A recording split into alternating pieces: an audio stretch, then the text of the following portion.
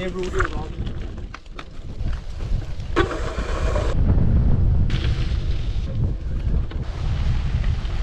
This is Peter, and he's what I consider to be a gravel lord. Today he's taking us for a spin on a route he calls Elite Gravel 2. No, not the random dude with a camera. That's just me.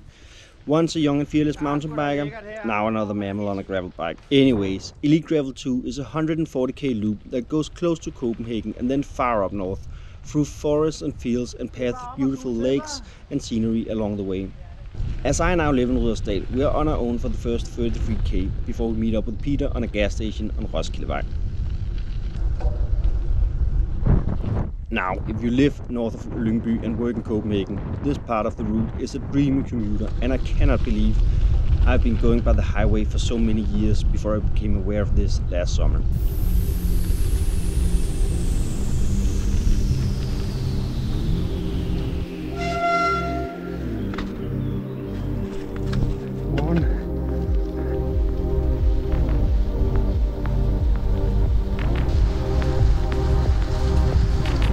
So I did know of Dyrehaven, of course.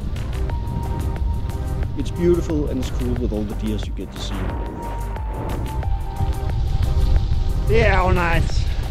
But what I didn't know was how green a route you can actually make from here and all the way to Brøndby Øster, where we're meeting with Peter. Yes, you can't avoid the roads completely, and some of the route is parks you probably already knew about. But I was surprised by how well all of this connect. Most of it is just tiny green lines on a map, but when you ride it, it feels like you're far away from the city, cars and whatnot. But well, of course the parks are crowded, so be nice and say hi and go slow when you pass people. It's so easy not to be a douche, so why not? Okay, now we're close to Peter and I'm 12 minutes late. I hate being late even more than I hate waiting for other people. Peter? Hvad så? Er du modvild? Nej, jeg er for vild. Er det rigtigt? Ej, eller jeg er ikke, om jeg er for vild. Hvordan kommer du derude fra? Jamen, det er fordi jeg kører grus hen til dig. Nå, ja, okay. From here, he's going to take us through Vesterskoven up to Hareskoven by Søndersø, and then we head further up north for the real prime stuff. Der er satme lækkert her, hva'? So what did I mean by gravel lord? Well, last year Peter rode 19,400k mostly on gravel. He basically mapped every single road, trail and path around Copenhagen and most of Zealand on his Strava heat map. And thus he's just what we need. You see, I just got myself a gravel bike and I know how to draw a route on Strava, but I have no clue on which trails are boring and which are the hidden gems of prime gravel. I want to get the beautiful views, surf the lowest single track of gravel roads and see all of the cool places.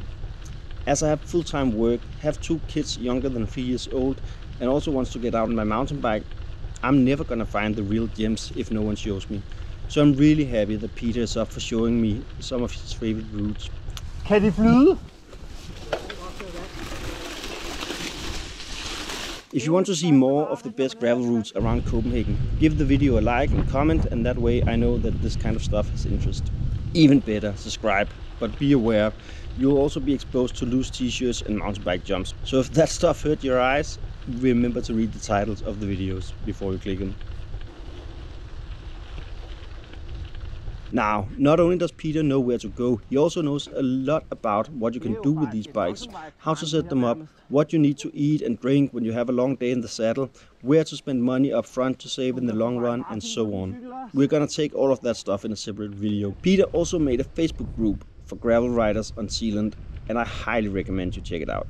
Here Peter and many others share experiences, route, conditions of places exposed to rain and water, and much, much more. I believe there's also one for Jutland and Denmark in general.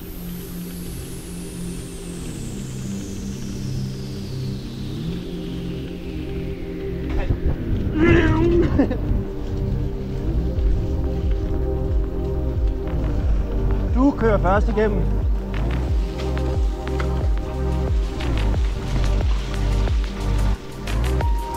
Okay, riding clipless is something very new to me. I've been doing it for 2 weeks or something like that, and I have no experience with proper muscles on a gravel bike. So better to send Peter first and see how it goes, right?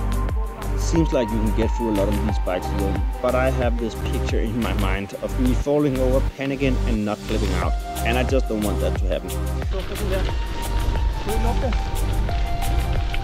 Jo, hvad pokker er det?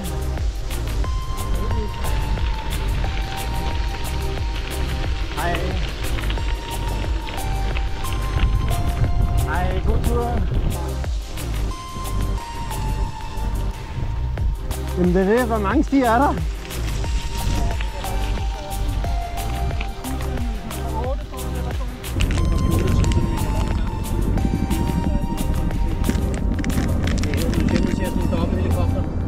So Peter did tell me to bring 2 water bottles and some water. I have 2 water bottles, but I only mounted 1 cage on my frame, and I really couldn't find the second one getting out of the door. So I'm super happy that there was a couple of gas stations and churches along the way. Der er ikke en lille flaske at fylde op igen. Cykling, sovning, spisning, saunagus og familien.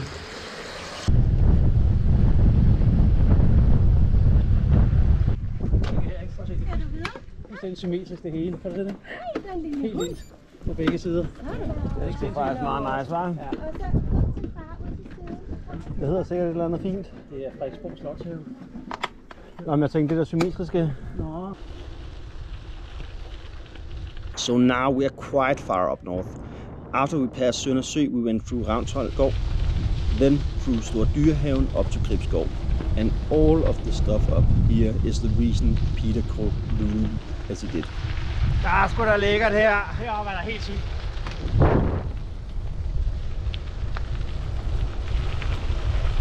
You see, Elite Gravel 2 doesn't mean you have to be an elite gravel rider to ride it. As a matter of fact, I don't think I ever done more than 50k before this one. If you wonder how I managed to get through 140 then, I can tell you it was a good mix of a high from the route, all of Peter's good stories along the way, and eating and drinking properly. Also, we took it nice and easy and just enjoyed the ride. Den var hård! But to get back to the name, Peter calls this Elite Gravel 2 because it's just so damn good up here.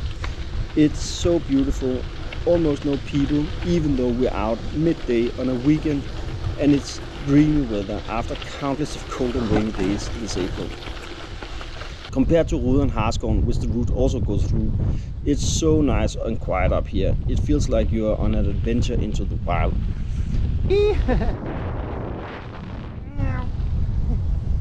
Kommer der en af de her skønne togkryds igen?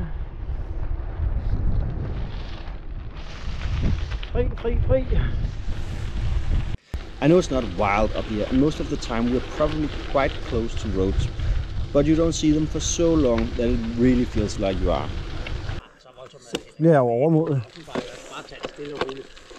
Altså, fordi du går ned igennem det nu, så er der noget teknisk opført, eller ikke fordi det er sådan noget dødsnum, der er bare, det er rooted rock.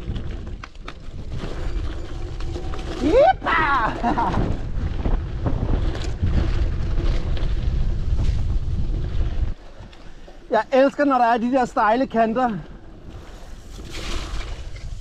There is also a route called Elite Gravel 1, or just Elite Gravel, which is shorter and would be the logic choice to start with.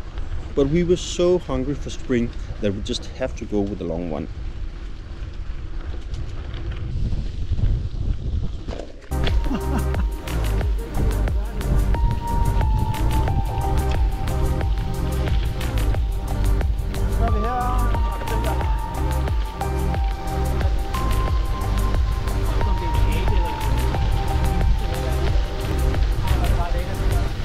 Ja, det er godt nok.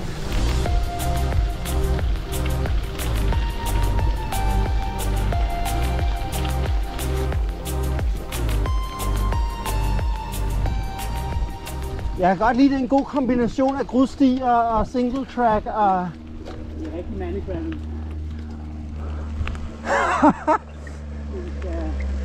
Der er bare træk over det, men det er bare lige på fisen her.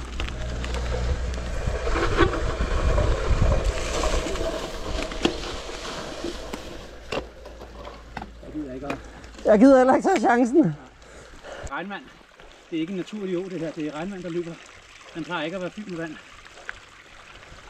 Det er et vådt år i år.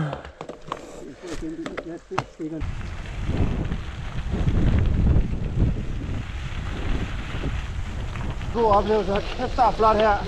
Jeg ved ikke, jeg siger det hele tiden. Men der er sat med nice. Det er ren nedtur at køre grus. Jeg er ikke snart hjemme. Anemoner, åer, små søer. Ja. Nej, det er helt fantastisk. Og der er ikke nogen kæde her, vel?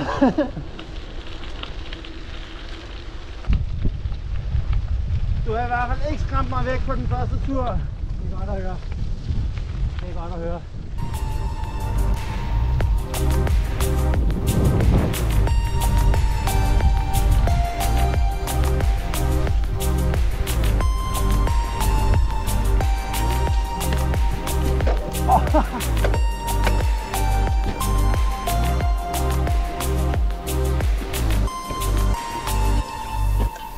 Tutti Rudy.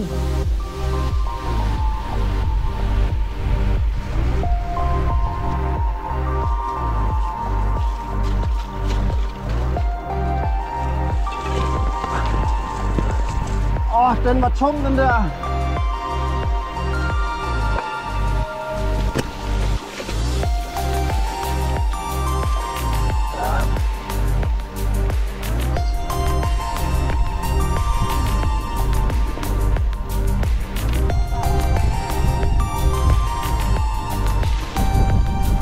Og den der.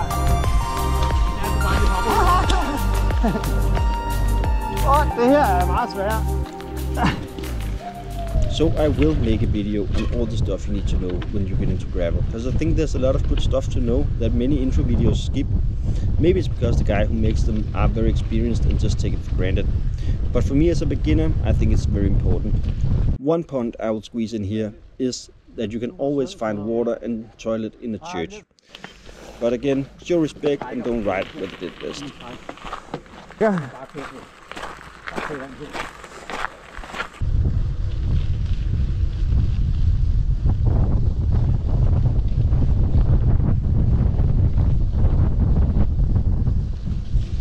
So just as I'm thinking to myself whether we're on the right track or not, Peter tells me about this saying in gravel that some routes doesn't exist in real life. For all I know, this stuff is really bumpy. But also be aware that this place can be really flooded if it rains a lot. So go and check that Facebook group that Peter runs, and he will for sure update it on a running basis. Hvor er det her henne? Langt inde i skoven. As always, huge shout out to 29 Bike Shop who supports me and the channel, to Peter for showing me this awesome route and for the very good times we had on our bikes. I look forward for many more to come. If you like the video and want to get more of the best gravel routes in Zealand and maybe from other places in the future, make sure you subscribe to the channel. Not only does Peter have a lot more awesome routes to share with us, but I also know a couple of other gravel lords who are up for showing and sharing some of their prime stuff. So now, go send that text to your boss and let him know you're off tomorrow, because Elite Gravel 2 is calling. And see you in the next one. Ja.